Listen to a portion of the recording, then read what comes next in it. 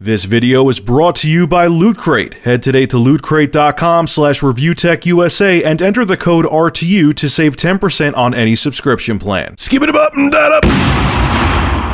What's going on, folks? Rich Review Tech USA, and I got to give a shout out to Huntmaster Flex. Yes, Huntmaster Flex. I was talking to him on Steam, and he sent me this very interesting link right from NVIDIA, actually.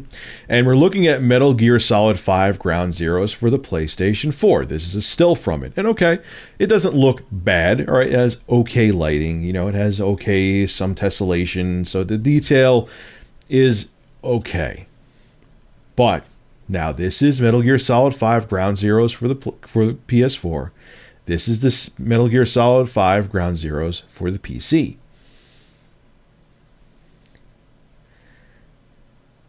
Can you tell the difference? I hope to God you can. All right, first and foremost, the first thing that struck me here is the tessellation on the rocks. Huge dramatic difference. I'll pan back real quick to the PS4 version. It's all flat right here. It looks kind of generic. You go to the PC version, you have a ton more polygons. Tessellation looks a lot more natural. It looks like real rocks. On top of it too, go back to the PS4 version again. You look over here, virtually no cactus. Go to the PC version, a whole crap ton more cactus. And actually, the most dramatic thing here is the lighting. Let's go back to the PS4 version again. Boom. All the lighting, it's okay. It kind of looks generic. You don't see that much light bouncing off all the boxes and the crates and everything like that. But then you go to the PC version, slide over again.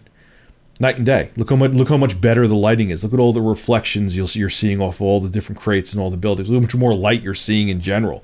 It looks a lot more natural. You look over here with the rain where these tents are. You go over to the PS4 version. It looks a lot more...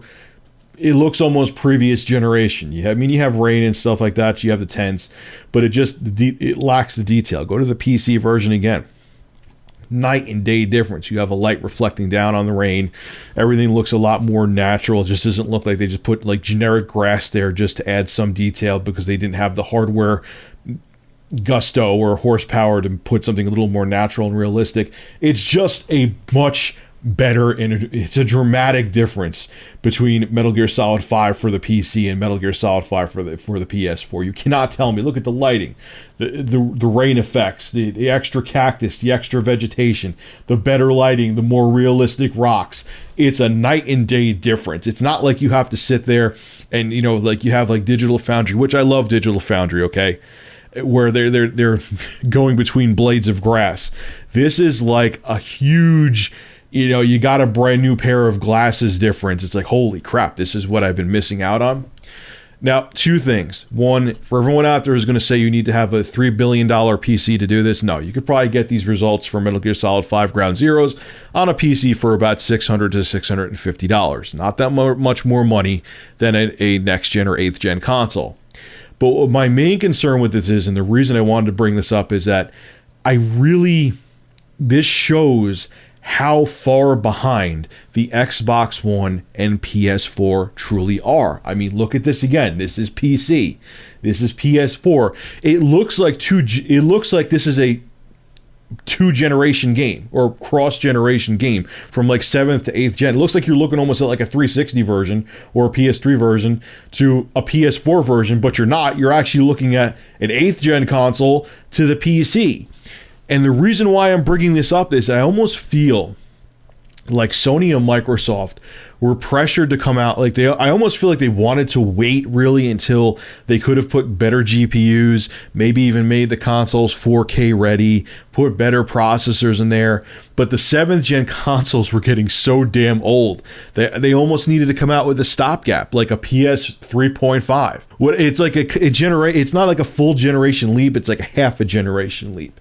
And seeing this picture made me really realize I used to sing a different tune where, they're going to try to make the PS4 and Xbox One last for 10 years. It's going to be the last generation of consoles. I don't really think that's the case anymore. I feel that the PS4 and Xbox One are so far behind the curve. You got to agree with me after seeing this picture that I feel like there is going to be, maybe they're going to last for 5 years, and there is going to be another generation of consoles because these consoles are so far behind the hardware curve that it's ridiculous. It's absolutely insane, and this picture proves it. And I cannot see them making this dated hardware in the PS4 and Xbox One last for a full decade. I can't see it. I really can't. When the PS3 and Xbox 360 came out, they were at least on par with top-end gaming PCs. The PS4 and Xbox One are far from that. So I don't know. I really give them 5 years, and yes, I do think we're going to see another generation of consoles. I could be wrong. Of course I could be wrong. But with this dramatic of a difference, PC, PS4, PC, PS4, need I say more? All right, folks, this is Rich of Review Tech USA. Make sure to rate, comment, favorite, and subscribe. And as always, thank you for supporting my channel. Have a good one.